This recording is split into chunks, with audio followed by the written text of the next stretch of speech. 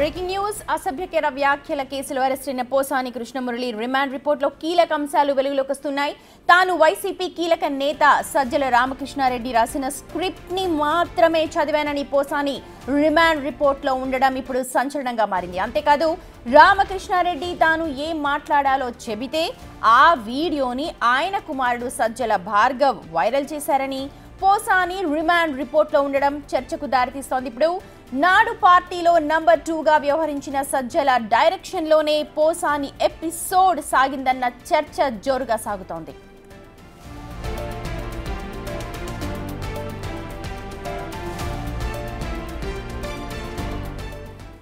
Right, సంచలనంగా మారిన ఈ సబ్జెక్ట్ సంబంధించి మరింత సమాచారం మా ప్రతినిధి దామోదర్ లైవ్ లో అందిస్తారు.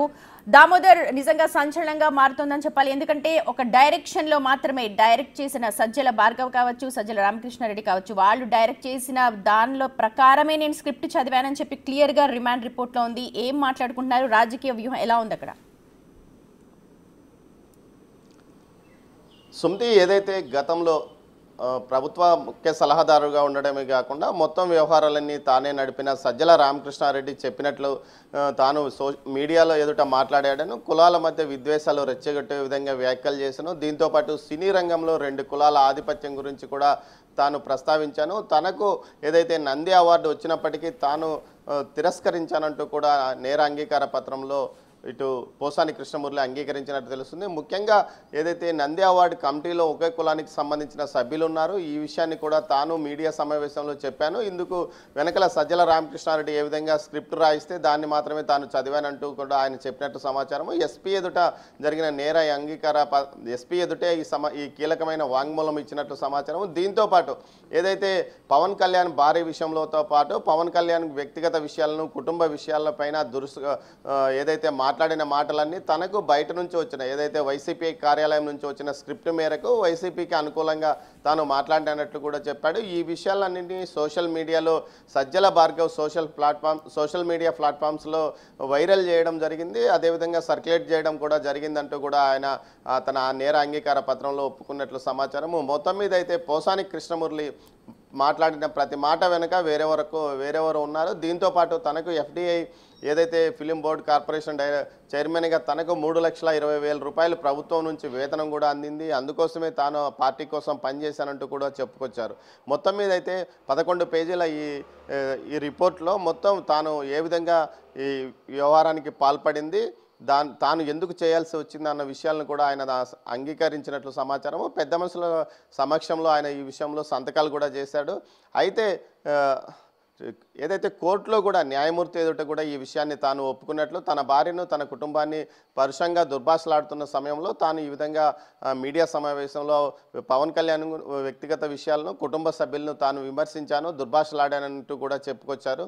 మొత్తం మీద ఇది 2-3 సార్లు న్యాయమూర్తి ఎదుట ఒప్పుకున్నట్లు కోర్టులో ఒప్పుకున్నట్టు తెలుస్తుంది. అదేవిధంగా ఆయనకు 14 రోజుల పాటు రిమాండ్ విధించారు. రాజంపేట సబ్ జైలుకు తరలించారు. ప్రస్తుతం ఆయన రాజంపేట సబ్ జైల్లో ఉన్నారు. ఈరోజు పోలీసులు మరోసారి కస్టడీ పిటిషన్ను దాఖలు చేయనున్నారు. అయితే కస్టడీ పిటిషన్ దాఖలు చేయకముందే బెయిల్ పిటిషన్ దాఖలు చేయాలంటూ పోసాని న్యాయవాదుల బృందం ప్రయత్నిస్తుంది. ఒకవేళ కస్టడీ పిటిషన్ ముందుగానే దాఖలు చేస్తే మాత్రం ఖచ్చితంగా ఆ పిటిషన్ మీద విచారణ జరిగి న్యాయమూర్తి నిర్ణయం వచ్చే వరకు బెయిల్ పిటిషన్ దాఖలు చేసే అవకాశం లేదు. మొత్తం మీద అయితే గతంలో ఎవరు ఏం మాట్లాడినా వైసీపీలో కీలక నాయకులుగా ఉన్న వ్యక్తులు బయట దామోదర్ ఇప్పుడు ఇంతకు ముందు అంతర్గతంగా మాట్లాడుకునే వాళ్ళు, కానీ ఇప్పుడు ఏదైతే పోసాని కృష్ణమురళి రిమాండ్ రిపోర్ట్ లో ఇచ్చారో దీంతో ఒక్కసారిగా రాజకీయాలపై ఎఫెక్ట్ ఖచ్చితంగా కనిపించే అవకాశం ఉంది. ఎలాంటి రాజకీయ పరిణామాలు ఉండే అవకాశం ఉంది ఈ రిమాండ్ రిపోర్ట్ ఆధారం చేసుకొని? ఇప్పటికే చర్చ అయితే జోరుగా జరుగుతుంది.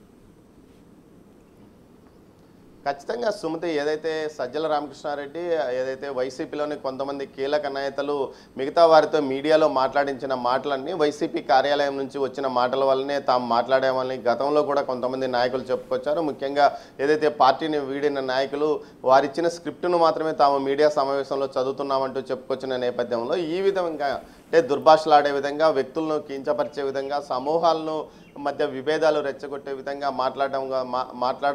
మాట్లాడించారు అన్న విషయాలు ఇప్పుడు ఏదైతే పోసాని కృష్ణమురళి ఇచ్చిన నేర అంగీకార పత్రంలో బయటపడింది. మొత్తం మీద అయితే వీటి ఎంత వెనక ఎవరు ఏం మాట్లాడినా మూల సూత్రధారి మాత్రం అక్కడ తాడేపల్లి వైసీపీ కార్యాలయం నుంచి సజ్జల టీం నుంచి వచ్చిందంటూ కూడా ఇప్పుడు ప్రచారం జరుగుతున్న నేపథ్యం. మొత్తం మీద అయితే సజ్జల రామకృష్ణారెడ్డి యొక్క ఏదైతే ఆయన చెప్పిన సూచనలు సలహాల మేరకే తాము ముందుకెళ్ళాము, మీడియా సమావేశాల్లో మాట్లాడాము, అదేవిధంగా కులాలు వర్గాల మధ్య విద్వేషాలు రెచ్చగొట్టే విధంగా మాట్లాడాము.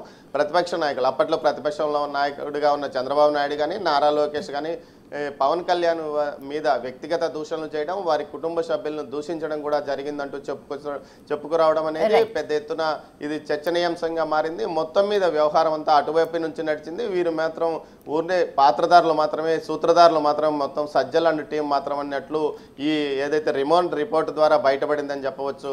Sumathi. Right Damodar, thank you so much. మొత్తానికి పోసాని కృష్ణమురళి రిమాండ్ రిపోర్ట్ ఇప్పుడు సంచలనంగా మారిందని చెప్పాలి. ఎందుకంటే డైరెక్షన్ ఒకరు చేశారు, మేము కేవలం పాత్రధారులు మాత్రమే, వాళ్ళు చెప్పిన డైరెక్షన్ లోనే మాట్లాడాం, వ్యక్తిగత విషయాలు ఏవి కావు అని చెప్పి పోసాని మురళి రిమాండ్ రిపోర్ట్ లో ఏవైతే అంశాలు జోడించారో ఇప్పుడు ఇది పెద్ద దుమారాన్ని రేపబోతోందని చెప్పాలి.